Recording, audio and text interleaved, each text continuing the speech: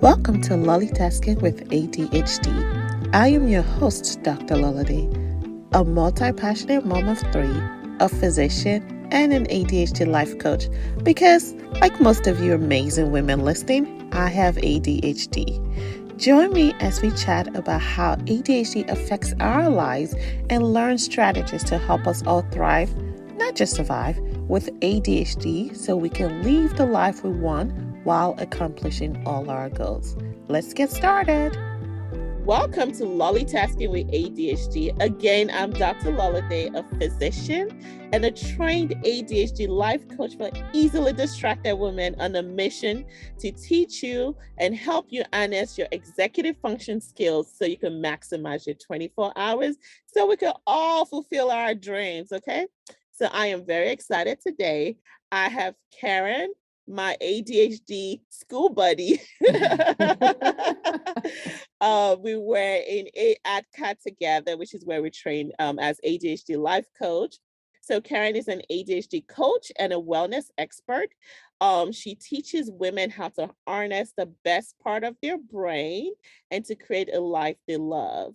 I have brought Caren on here to talk about ADHD and entrepreneurship and building an ADHD-friendly business and perfectionism, and all things ADHD and business because she has extensive experience in marketing as well. So who else to talk about business except for Caren?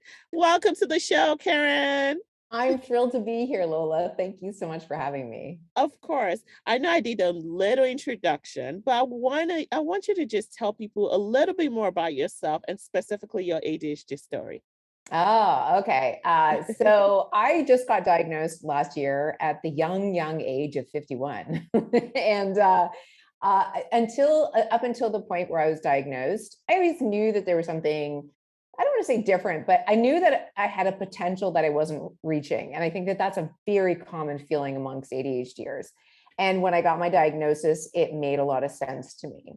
So I'm very passionate about the field of ADHD, especially for adult women.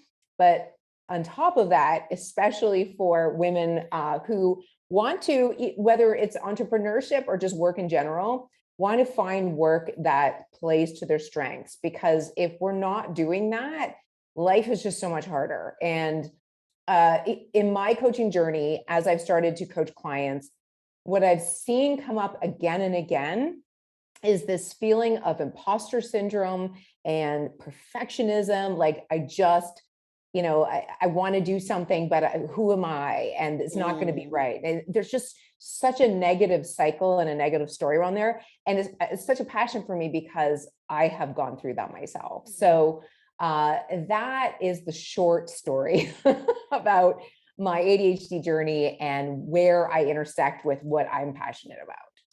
I think that is so amazing because I say this also in our group, like with ADHD, even to be able to get into the groove, it has to be something you're passionate about, something that you find fun, something you love to do.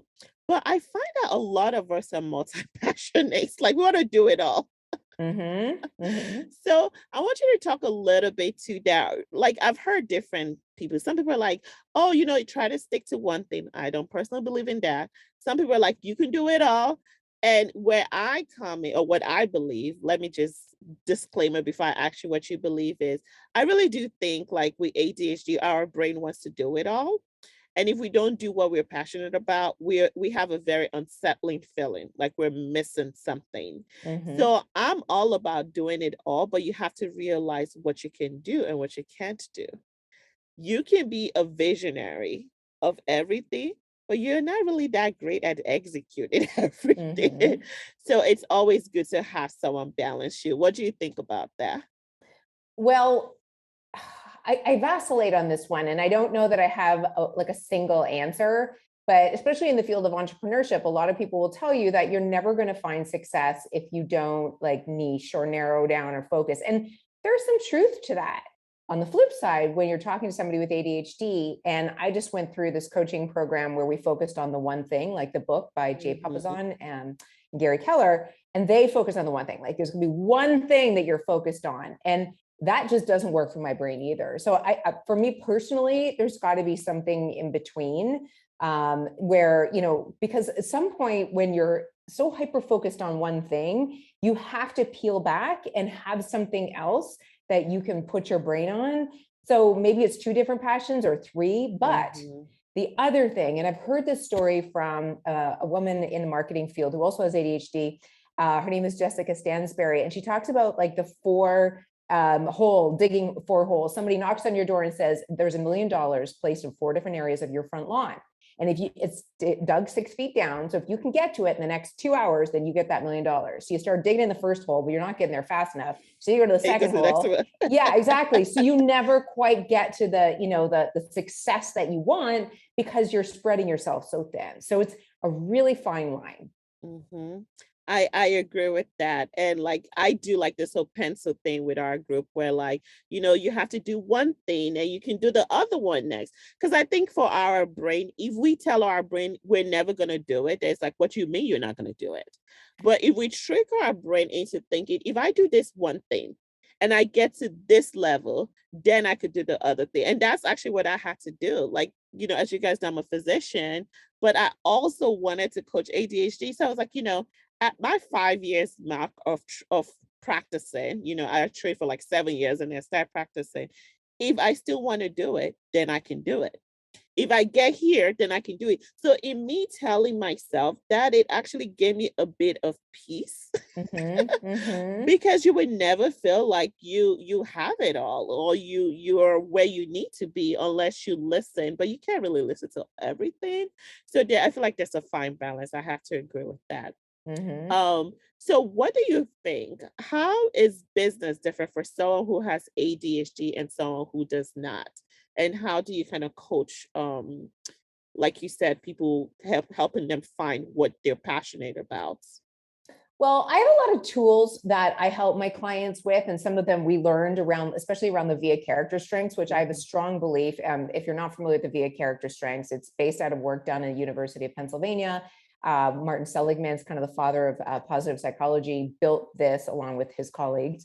And it's the most psychometrically accurate way to measure not just your strengths or in the context of skills or talents, but your strengths in the context of the essence of who you are. So for example, my top 3 strengths are love of learning, gratitude, and hope. That says a lot about who I am and how I want to come into the world. I originally wanted to train to be a therapist, and I remember one of my psych teachers said, "Caren, don't do that because you'll listen to people complain all day." And while he was just saying that off the cuff because he also wasn't clinical.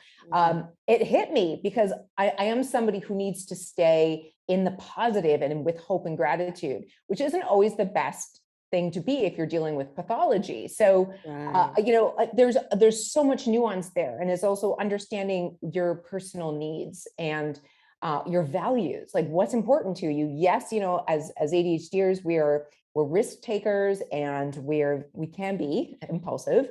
But on the other side, like there's got to be like that value for safety, or speaking personally here, and predictability and structure. Those are my values. So I need to balance those. So when I start coaching somebody in the entrepreneurial space, we start with the entrepreneur, like that person.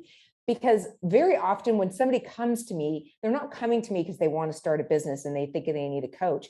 They're coming to me because they want to start a business, but they can't start. There's something holding them back, or they're going in a million directions and they can't decide. So when you have that divergent thinking, you need somebody to kind of hone it in. And that's where their pain point is. So I work with them to get clear on what it is they want to do based on who they are and what a sustainable business will be for them. And for everybody, it's going to be different. Absolutely. And I love the VIA character strength. They actually made us do it in our coaching school that we went to together. And for those of you guys in our program, if you don't know about it, that means you haven't got into the work life section of the course. So you're gonna be doing it when you get to that section. But I think it's really great because there are some things it talked about, like value. Like I have a huge sense of like, I need to, like, social justice is my big thing, right? And when I did that, I was like, oh crap, that's so true, And like, for example, during the whole Black Lives Matter thing, I had to pull myself away because I could not focus on anything. I felt like I needed to do something about it. And a lot of it with ADHD, I say this all the time in the podcast, awareness is so important because it helps you like own who you are and helps you manage what you don't even realize you may need to manage. And I think that is so important that you start them off with that. So what about all this multi-passionate people, right? Who want to do everything? Like Mhm. we really, really want to do everything. I had this conversation with someone today. Like you said, she felt like she needed the structure, the financial safety net. Mhm. Um, but she just could not see herself in a 9 to 5 Yeah. because again, while structure is important for us, our brain kind of likes to be on its own. Mhm. So Mhm. what do you say to someone like that? Would you tell them to do the via character strength? Tell me what you said and I'll tell you what I told. So with this client in particular, who is struggling between, financial sustainability plus starting something that she wanted to do, it was a bit of a dance, really, because there's no one right answer, and she's still trying to figure that out. Where I really wanted to impress on this topic is that you've got to go with your intuition. And I say this because I feel like when we're not sure, when we want A, B, and C, and we don't know what we're doing, we go out and we buy a lot of things and we spend a lot of money looking for the answer, but the answer is inside. And Right. sometimes the answer is you've got to prioritize your finances first, or you've got a newborn, you got to prioritize your family first. So we don't always get to have what we want in its entirety, but that there's always something between all or nothing, right? Like there's so much in between that, maybe you have to stay at a full-time job, but it's a different full-time job that accommodates what you need. And as long as you have those needs and you're aware of them, you can find something that's more, accommodating to what you need. So I really think that it's a balance and a dance, and there's not one right answer, but there's also not one, it's not like all hope is lost either. And it's gradual, but I do feel like, we have that impatience and we want everything now, now, Right. now. And that was what I was sensing with her, actually. Like you totally hit the nail on the head because I was like, first of all, what is your value? Right? Mhm. Like if you're married, you have kids, they need to eat, right? Like Yeah. what exact and if you don't care if they eat it, you all don't care, then that's fine. Do what but it's not up to me. It's up to what do you want? Mhm. And just realize that you can start this other thing as a hobby. It doesn't have to be $1 million right now. Have that safety net and gradually walk your way up. So I'm glad the ADHD business guru agrees with me. Yeah, I would never tell somebody to. And I think that one more point on that, and what we talked about, myself and my client, it's, are you running away from something or are you moving towards something? Because if you want to start a business because you hate your job and you hate the fact that it's, so many hours and you don't feel like you have a lot of flexibility, well, surprise, surprise, once you start your own business, you're still going to be spending lots of hours and making probably less money and less, consistent money. So you really have to understand what your motivations are. And that's a big part of ADHD as well. Absolutely. Like, I mean, anyone who's in business, and we have a few people in our program that either have their own business or self-employed, or, it's not easy, like at all. And you don't have that safety net. You're usually hustling Mm-hmm. even more, even if you had a bad week at work and you're employed, you have a paycheck at the end of the week guaranteed. That doesn't happen with business. Mm-hmm. Um, one thing with like business, like speaking of business and having your own business, is this idea of perfectionism and ADHD. Can you talk a little bit to that? Yes, and actually, after I speak, I'd love to hear your perspective as well, because I was thinking about this before we jumped on. My sense of perfectionism, a lot of folks will immediately say, I don't think I'm a perfectionist because nothing I do is perfect. And that's not actually what the issue is. The issue is that perfectionism comes from a fear of even starting, because you don't want to look like a fool and you don't want to fail and you're very uncomfortable with failure. So getting around perfectionism is not assuming that, everything has to be perfect. B+ work is great, but it's understanding that no matter what you do, there's going to be failure and there's going to be hiccups, and sometimes you're going to suck. And, I have a blog and a podcast and a YouTube channel and a coaching practice. And sometimes I don't show up as my best self. And that's because I'm a human being, but I'm willing to make really crappy videos so that one day my videos will be better and my podcast will get consistently better. And I'm willing to hold space for the kind of crappy middle that creativity comes in. So that's what I think about in terms of like my creative piece. And then in terms of coaching, I also had that, oh my God, how am I going to add value? And these people are going to spend money on me. And what if I'm not good enough? And what if they don't love it?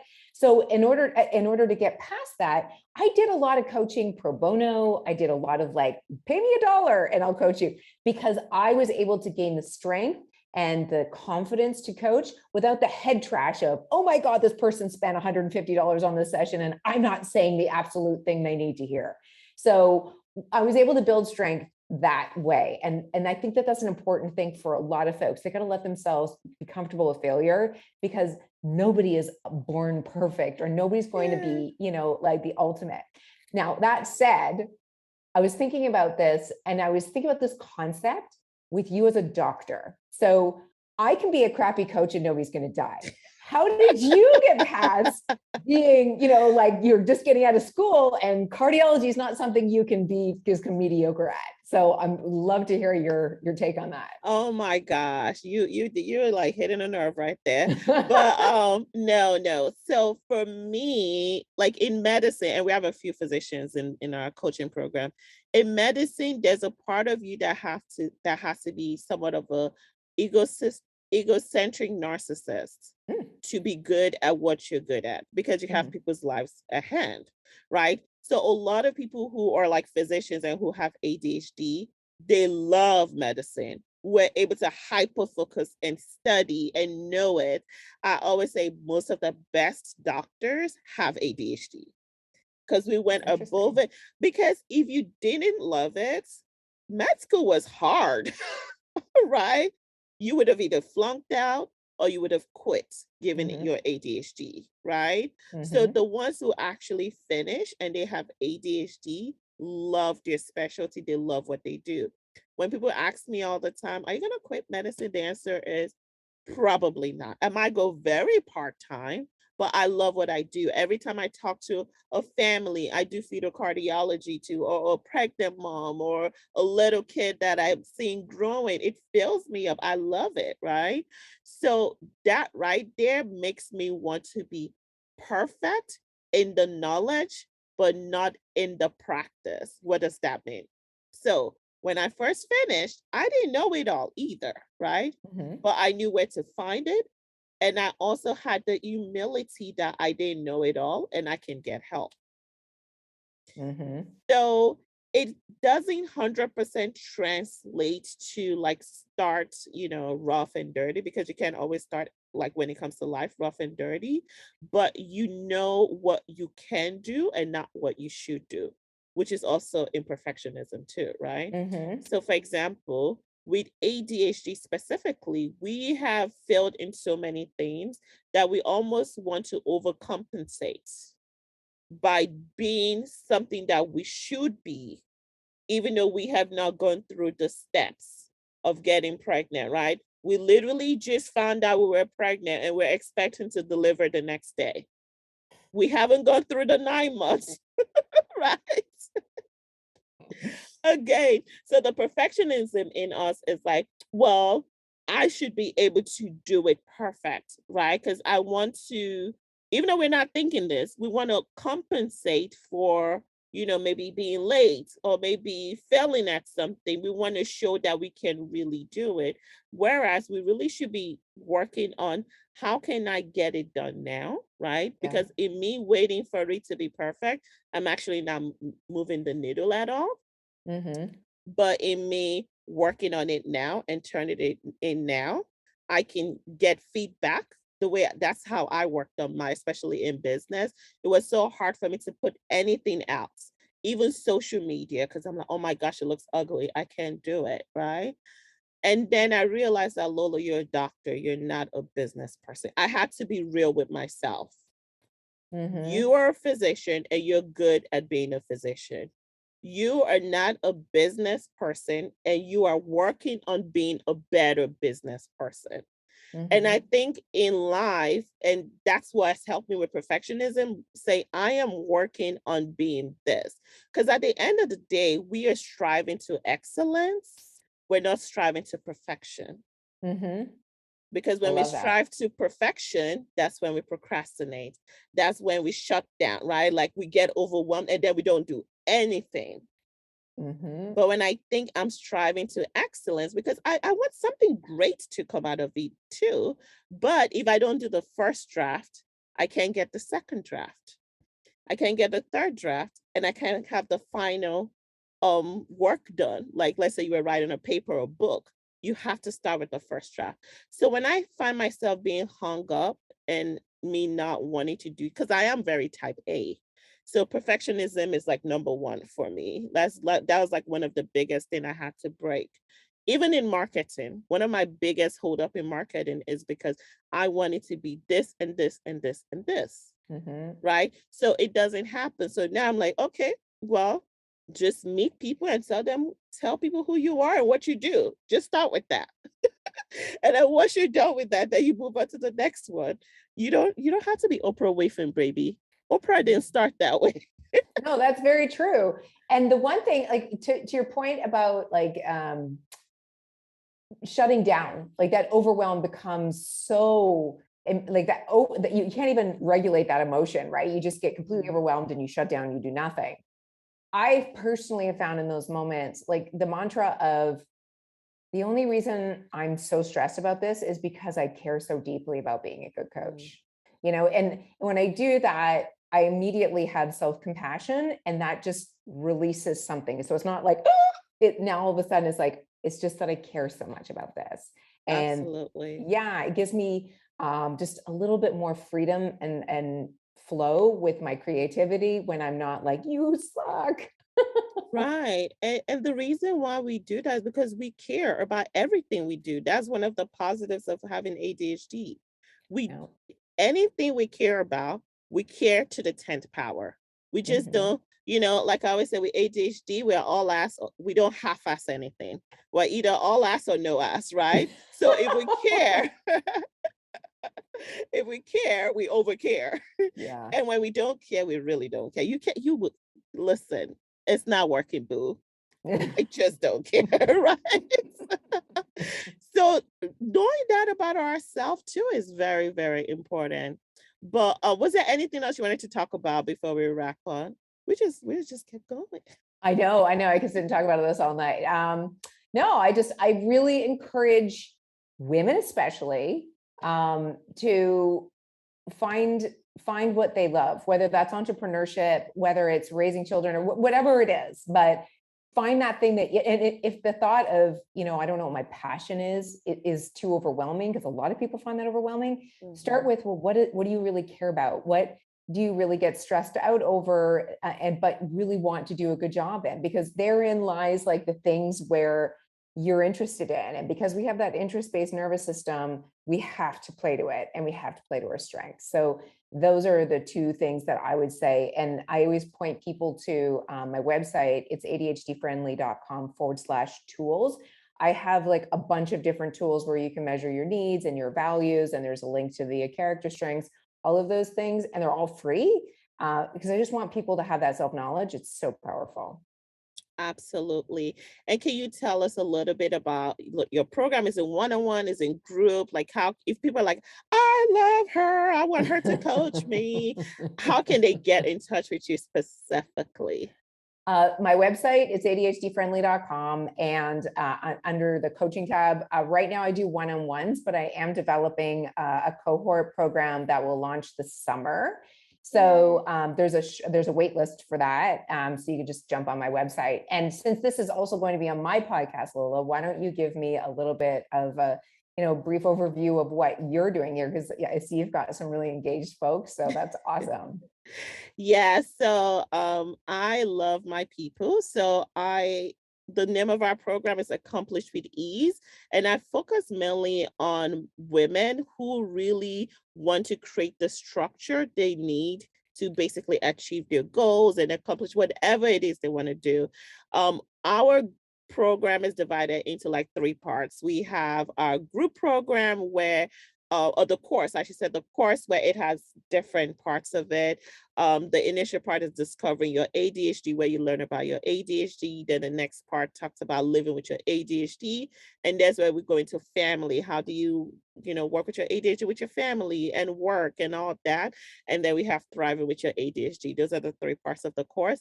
And then we have weekly strategy session where you are today. And once a month, we have a master class. And then we also have buddy sessions, and we have so many little things. So I consider us more of a community. It's a support group, it's a coaching group, it's everything. But we love being here. We overstay our time a lot of time, and we love it. Community is so important.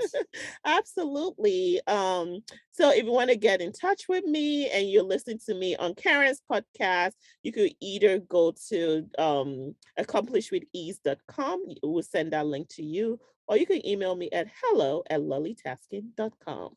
Right. Okay, great. And I mean, I just have to commend you, Lola. Like I've said this before on LinkedIn, but I just think it's amazing that I don't want to commend that you do a lot, because I think in our culture, we commend, a lot, doing a lot of stuff, but you do a lot of stuff and you do it really well. And you're very smart and you're very giving. And I mean, I just think that everybody's so lucky to be a part of this because you're awesome. Oh, thank you so much. I always say I give the perception of I do a lot. I'm just a good visionary of a lot. I have people who help me do a lot. Right. So I need to give the shout out to the people who are behind the scene, making sure things go. That way I can focus on the things I'm truly passionate about, which is coaching and talking and podcasting and all that stuff. And I try to encourage people to just really, we thrive when we're the visionaries of what we do.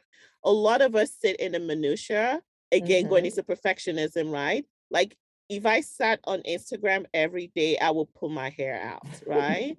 I don't do that. So I have, someone amazing who does that for me, right? I'm trying to learn to do reels. I'm still trying to find a way to love it because I don't yet. Neither do I. But we all learn, and we all have to have the ability to grow and just be who we are. So I just really, really want to thank you. I usually end each podcast to telling people from everything they've learned today, guys, pick one thing and work on it for the week. Just one thing. What was your haha moment? Take that one thing, work with it, and go. You're going to hear so many things. Typical ADHD fashion would want to do it all. No, it's okay. Write it all down. Pick one thing and work on that one thing. And the next week, you could work on the next one. So is there any final thoughts you wanted to give before I round up? No, thank you so much for this opportunity. Of course. Thank you for being here, Caren.